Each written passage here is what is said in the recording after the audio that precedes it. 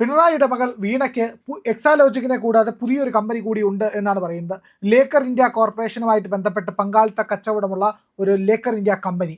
ആ കമ്പനിയിൽ ലക്ഷങ്ങളുടെ നിക്ഷേപമുണ്ട് എന്നുകൂടി വിവരങ്ങൾ പുറത്തു വരുന്നു. ഇത് അതിഗുരുതരമായ രീതിയിലേക്ക് കാര്യങ്ങൾ മാറ്റില്ലേ? പിണറായിയുടെ അറസ്റ്റിലേക്ക് വരെ എത്തിക്കാൻ പങ്കാളിത്തമുണ്ടെങ്കിൽ എങ്ങനെയായാലും ഇത് കുടുംബ സ്വത്തുമായിട്ടൊക്കെ ബന്ധപ്പെട്ടിരിക്കാനുള്ള സാധ്യതയുണ്ട്. പിണറായിയുടെ വശങ്ങൾ കൂടി വരാനുള്ള സാധ്യതയുണ്ട്. വീണയ്ക്ക് കുരുക്ക് മുറുകയല്ലേ ഈ ലേക്കർ ഇന്ത്യ കോർപ്പറേഷനിൽ? ഈ ലേക്കർ ഇന്ത്യ കോർപ്പറേഷനിൽ എത്രയാണ് വീണ തൈക്കണ്ടിയുടെ നിക്ഷേപം എന്നറിയണം. കാരണം ആ നിക്ഷേപത്തിൻ്റെ സ്രോതസ് ഏതാണ് എന്നുള്ള അന്വേഷണത്തിലാണ് അത് തീർച്ചയായിട്ടും ചെന്ന് നിൽക്കുന്നത് പിണറായിയിലായിരിക്കും. ഇനിയിപ്പോൾ വേറൊരു കാര്യമുണ്ട്. പിണറായി 10 പൈസ കൊടുത്തിട്ടില്ലെങ്കിലും പിണറായിയുടെ സഹായം ഈ കാര്യത്തിൽ ഉണ്ടായിരുന്നു എന്ന് കരുതാനാണ് യുക്തിസഹമായ കാര്യം. കാരണം പിണറായിക്ക് ഇത്രയേറെ പുത്രവാത്സല്യമുള്ളൊരു പിതാവിനെ കണ്ടുകിട്ടുക എന്ന് പറഞ്ഞാൽ വലിയ പ്രയാസമാണ്. അത്ര പുത്രവാത്സല്യമുണ്ട്. അപ്പോൾ പുത്രിവാത്സല്യവും ഉണ്ട്. അത്രയും വാത്സല്യനിധിയായ ഒരു അച്ഛനാണ്. അപ്പോൾ ഈ പൗത്രവാത്സല്യമുണ്ട്. അത് പിന്നെ ആയിക്കോട്ടെ, അതിലൊന്നും നമുക്ക് ഒരു കുഴപ്പമില്ല. പക്ഷേ പുത്രന്മാരോടും പൗത്രാദികളോടൊക്കെ വാത്സല്യം വരുന്നതും സ്നേഹം വരുന്നതും നല്ല കാര്യമാണ്.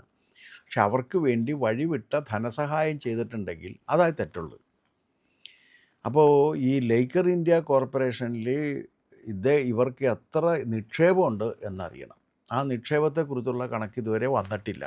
കണക്കറിയാം ഇ ഡിക്ക്, ഇതുവരെ പുറത്തു വിട്ടിട്ടില്ല. നിക്ഷേപത്തിൽ എത്രയാണ് ഇവരുടെ നിക്ഷേപം എന്നറിയണം. ഒന്നത്. രണ്ടാമത്തെ കാര്യം പറയുന്നത്, ഈ ഇവർക്ക് പൈസ കൊടുത്തു എന്ന് പറയുന്ന മറ്റേ CMRL കമ്പനിയുടെ ഉദ്യോഗസ്ഥർ പറയുന്നത് അത് ഞങ്ങൾ വെറുതെ കൊടുത്തതാണ് എന്നവർ സമ്മതിച്ചിട്ടുണ്ട്. ഞങ്ങൾക്ക് സേവനമൊന്നും കിട്ടിയിട്ടില്ല. അപ്പോൾ സേവനം കിട്ടിയിട്ടില്ല എന്നുള്ള കാര്യം എക്സാലോജിക് കമ്പനിയും കൊടുത്തിട്ടില്ല എന്ന് എക്സാലോജിക് കമ്പനിയും കിട്ടിയിട്ടില്ല എന്ന് CMRLും പറഞ്ഞിട്ടുണ്ട്.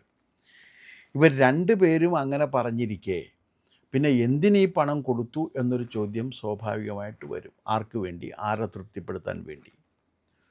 വെറുതെ ഒരു വീണ തായ്ക്കണ്ടിക്ക് വേണ്ടി അങ്ങനെ ആരെങ്കിലും പണം കൊടുക്കുമെന്ന് വിശ്വസിക്കുക എന്ന് പറഞ്ഞാൽ പ്രയാസമാണ്. അതെ. അപ്പോൾ വീണ തായ്ക്കണ്ടിക്ക് വേണ്ടി ഈ പണം കൊടുത്തിട്ടുണ്ടെങ്കിൽ വീണ തായ്ക്കണ്ടിക്ക് പണം കൊടുത്താൽ കിട്ടാവുന്ന ചില നേട്ടങ്ങൾ കമ്പനി ലക്ഷ്യം വെച്ചിട്ടുണ്ടാകും. അതെ. കമ്പനിയുടെ ഉടമ തന്നെ ഒരു പത്രസമ്മേളനത്തിൽ പറഞ്ഞത് ഈ രാഷ്ട്രീയക്കാരെയൊക്കെ തൃപ്തിപ്പെടുത്താതെ ഒരു കമ്പനി ഇവിടെ നടത്തിക്കൊണ്ടുപോകാൻ സാധ്യത, അത് സത്യവുമാണ്.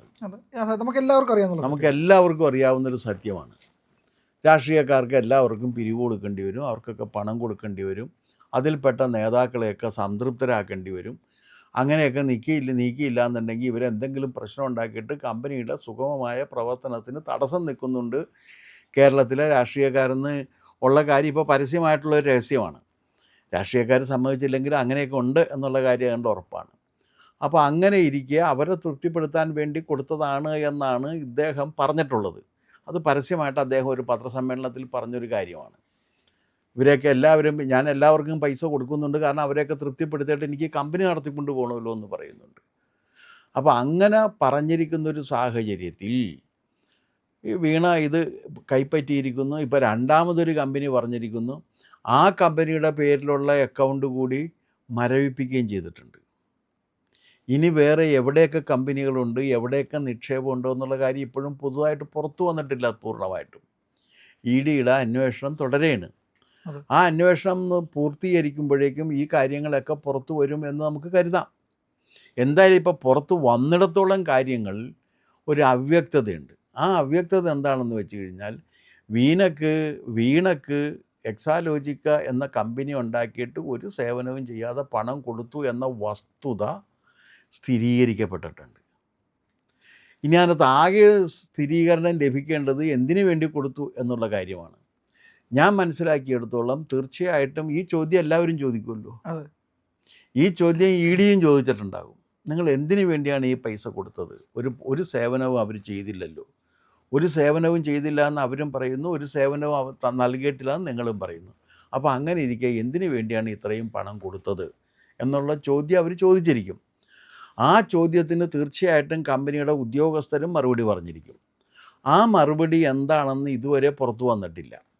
കാരണം ആ മറുപടി സംബന്ധിച്ച കാര്യങ്ങൾ ഇതുവരെ ആകരുത് എന്ന് ആഗ്രഹിക്കുന്ന ഒരുപാട് പേരൊക്കെ ഉണ്ട് എന്നാണ് അതിൻ്റെ സൂചന. അല്ലെങ്കിൽ അത് പണ്ടേ പുറത്ത് വന്നു പോയാനെ. അപ്പോൾ ആ കാര്യങ്ങളും കൂടിയൊക്കെ നമുക്ക് അറിയേണ്ടതുണ്ട്.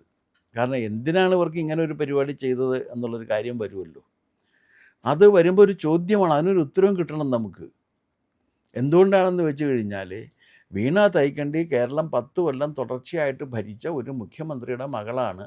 ആ മുഖ്യമന്ത്രിയുടെ മകൾ ഇങ്ങനെ ചെയ്യാനുള്ള കാരണം എന്താണെന്നറിയാൻ ജനങ്ങൾക്ക് അധികാരമുണ്ട്, അവകാശമുണ്ട്. വീണയുടെ സ്വത്തുക്കളെ പറ്റിയുള്ള കൂടുതൽ വിവരങ്ങൾ പുറത്തു വരുമ്പോൾ മറ്റ് പല സംശയങ്ങളും ഉണ്ട്. അതായത് അക്കൗണ്ടുകൾ മരവിപ്പിച്ച് കഴിഞ്ഞ അക്കൗണ്ടുകളിലെ കണക്കിൻ്റെ തുകയാണ് ഇപ്പോൾ പുറത്തേക്ക് വന്നിരിക്കുന്നത്. വസ്തു രണ്ടിടത്തുണ്ട്, അത് മരവിപ്പിച്ചിട്ടുണ്ട്. ഇനി SFIOയുടെ മറ്റ് രേഖകൾ അവർ കണ്ടെത്തിയത് എന്തൊക്കെ? ഇപ്പോൾ ED അന്വേഷണത്തിൻ്റെ വിവരങ്ങളാണ് പുറത്തു വരുന്നത്. അപ്പോൾ SFIO അന്വേഷിച്ചതിനകത്ത് കൂടുതൽ വിവരങ്ങളുണ്ടോ? കൂടുതൽ കമ്പനിയുണ്ടോ? എന്തുകൊണ്ട് ഇത്രയും നാൾ ഈ കമ്പനിയുടെ വിവരങ്ങൾ പുറത്തേക്ക് വന്നിട്ടില്ല? വളരെ സംശയമല്ലേ?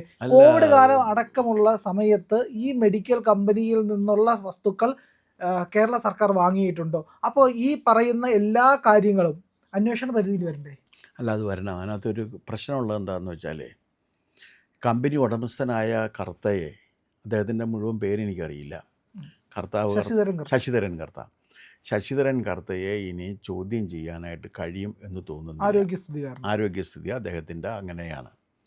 അപ്പോൾ അതുകൊണ്ട് SFIOയിൽ എന്തെല്ലാം കാര്യങ്ങളുണ്ടോ അതിൻ്റെ ക്രോസ് ചെക്കിങ് ഇതിന് മുൻപ് കഴിഞ്ഞിട്ടുണ്ടെങ്കിലേ പറ്റുള്ളൂ. ബാക്കി മുഴുവനും ഔദ്യോഗിക രേഖകൾ വെച്ചേ പറ്റൂ. പേഴ്സണൽ മൊഴിയെടുക്കാനായിട്ട് പറ്റില്ല. പക്ഷേ ബാക്കി ഉദ്യോഗസ്ഥരുടെയൊക്കെ മൊഴിയെടുക്കുകയും ചെയ്യാം. ബാക്കി ഉദ്യോഗസ്ഥരുടെയൊക്കെ മൊഴി ഇത് കൊറോബറേറ്റ് ചെയ്തുകൊണ്ട് മാത്രമേ ഇനി മുന്നോട്ട് പോകാൻ കഴിയുള്ളൂ. അത് കൊറോബറേറ്റ് ചെയ്യണം. അത് കൊറോബറേറ്റ് ചെയ്തെടുക്കേണ്ടി വരും. മാത്രവുമല്ല, ഇത്രയേറെ പൈസ അങ്ങനെ ഉണ്ടായിട്ടുണ്ടെങ്കിൽ ഈ പൈസ എവിടെയൊക്കെയാണ് ഇൻവെസ്റ്റ് ചെയ്തേക്കുന്നത് എന്നുള്ള കാര്യവും കണ്ടെത്തേണ്ടി വരും. അത് സംബന്ധിച്ചൊരു അന്വേഷണം ഇപ്പോഴും കഴിഞ്ഞിട്ടില്ല. ഇപ്പോൾ ഒരു തിരുവനന്തപുരത്തുള്ള ഒരു പ്രോപ്പർട്ടിയും കണ്ണൂരുള്ളൊരു പ്രോപ്പർട്ടിയും ഇവരുടെ പേരിലുണ്ട്. അത് കണ്ടുകെട്ടിട്ടുണ്ട്. അത് കണ്ടുകെട്ടുക എന്നുള്ളതാണ്, അത് നടക്കും. പക്ഷേ ബാക്കി എവിടെയൊക്കെ എന്തെല്ലാം പ്രോപ്പർട്ടികളുണ്ട് എന്നുള്ള കാര്യത്തിലൊരു തീരുമാനം ഇതുവരെ ആയിട്ടില്ല. പിന്നെ വേറൊരു കാര്യമുള്ളതെന്ന് വെച്ചാൽ, ഇവരുടെ ഇത്തരം കാര്യങ്ങളിൽ ഇപ്പോൾ നമ്മളെല്ലാവരും പറയുന്നത് പിണറായി വിജയൻ എന്ന് മാത്രമാണ്. അവരുടെ ഭർത്താവ് സംസ്ഥാനത്തൊരു മന്ത്രിയായിരുന്നു, വളരെ പവർഫുള്ളായിട്ടുള്ള. അപ്പോൾ അദ്ദേഹത്തിൻ്റെ ഇൻവോൾവ്മെൻറ്റ് ഇതിനകത്ത് ഉണ്ടോ എന്നുള്ള കാര്യം ഇതുവരെ അന്വേഷിച്ചിട്ടില്ല. അതുമൊക്കെ നമുക്കിനി പുറത്തു വരേണ്ടതുണ്ട്. പക്ഷേ ഇതിനൊക്കെ എടുക്കുന്ന കാലതാമസമാണ് ഏറ്റവും പ്രധാനപ്പെട്ട ഒന്ന്. കാരണം ഇതിങ്ങനെ പോവുകയാണ്. ഒരറ്റവും ഇല്ല, ഒരു തുമ്പും ഇല്ലാതെ ഇതിങ്ങനെ അന്വേഷണം പോവുകയാണ്. അനന്തകാലം അന്വേഷണം നീണ്ടു കഴിഞ്ഞാൽ നീതി നിർവഹിക്കപ്പെടില്ല എന്നുള്ള കാര്യം ഉറപ്പാണ്. അപ്പോൾ ED അല്ല ആരായിരുന്നാലും ശരിയാണ്, ഈ അനന്തകാല അന്വേഷണത്തിലേക്ക് പോകാൻ പറ്റില്ല. ഇതിനൊക്കെ മാത്രവുമല്ല, ഇതിനകത്ത് വേറൊരു കാര്യമുണ്ട്. ഇനി വീണ നിരപരാധിയാണെന്ന് വെക്ക്, ആ ചാൻസും ഉണ്ടല്ലോ. അങ്ങനെയാണെങ്കിൽ അവർ സഹിക്കുന്ന ഈ ടോർച്ചറിന് ആര് സമാനം പറയും? അതുകൊണ്ട് നീണ്ടുപോകുന്നത് ശരിയല്ല. അല്ല, അവർ നിരപരാധി, ഈ ഘട്ടത്തിൽ അവരെ നമുക്ക് അപരാധി എന്ന് പറയാൻ പറ്റില്ല. അവർ നിരപരാധിയാണെന്ന് വെക്കുക, അന്വേഷണത്തിൽ അവർ നിരപരാധിയാണെന്ന് കണ്ടെത്തിയെന്ന് വെക്കുക, അവർക്കെതിരെ ഇൻകൺക്ലൂസീവ് എന്ന് പറയാവുന്ന തരത്തിലുള്ള ഒരു തെളിവും കിട്ടിയില്ല എന്ന് വെക്കുക, അപ്പോൾ അവർ നിരപരാധിയാണ്. ആ നിരപരാധിയായ ഒരാളെ ഇത്രയും ദീർഘകാലം പീഡിപ്പിക്കുകയല്ലേ ചെയ്യുന്നത്? അതിനും ഒരു സമാധാനം വേണ്ടേ? അപ്പോൾ അതുകൊണ്ട് ED ആണ് അല്ലെങ്കിൽ ഏത് അന്വേഷണ ഏജൻസി ആയാലും അന്വേഷണത്തിൽ സമയബന്ധിതമായ ഒരു നടപടിക്രമം ഉണ്ടായില്ലെങ്കിൽ അത് വലിയ ദൂഷ്യം ചെയ്യും.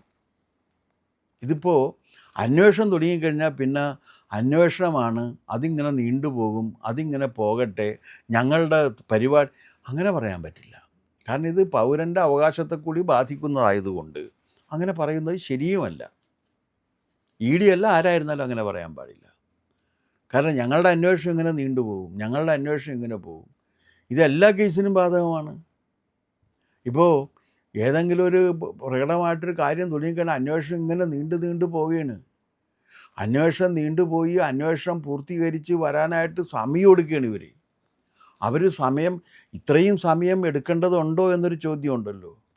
ആ ചോദ്യം ഇവരോട് ആരും ചോദിക്കുന്നുമില്ല, ഇവർ ഉത്തരം പറയുന്നുമില്ല. അപ്പോൾ അതുകൊണ്ട് EDയുടെ ഭാഗത്ത് നിന്നുള്ളൊരു കാര്യത്തിൽ, ഈ കാര്യത്തിൽ ഒരു തീരുമാനം വേഗം ഉണ്ടാകേണ്ടത് അനിവാര്യമാണ്. ഇപ്പം അവർ നിരപരാധിയാണെന്നുണ്ടെങ്കിൽ അവരിത് ടോർച്ചർ ചെയ്യുന്നത് ശരിയല്ല. അല്ല, അതെ. അവരെത്ര കാലം സഹിക്കണമെന്നൊരു ചോദ്യമില്ലേ? ഞാൻ നിരപരാധിയാണ്, എനിക്കെതിരെ കുറ്റപത്രം തരൂ, എൻ്റെ കേസ് വിചാരണ ചെയ്യും. അതില്ല, കേസും ഇല്ല, കുറ്റപത്രവും ഇല്ല, വിചാരണയില്ല. ഇങ്ങനെ ഇടക്കിടക്ക് പോയിട്ട് എക്സാലോജിക്ക് ചോദ്യം ചെയ്തുകൊണ്ടിരിക്കും.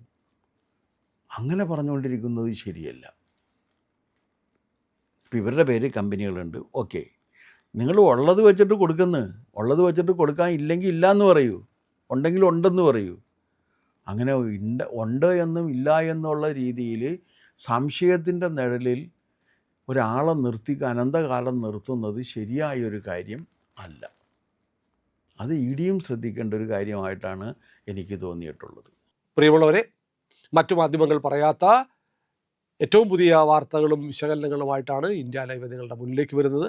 നമ്മുടെ ചാനൽ കാണണം, ഒരുപാട് പേരെ കാണിക്കണം, അവരോടൊക്കെ ചാനലിൻ്റെ വരിക്കാരാവാൻ പറയണം, സബ്സ്ക്രൈബ് ചെയ്യണം. ചെയ്യാത്ത ആളുകൾ ഉറപ്പായിട്ടും ചെയ്യണേ.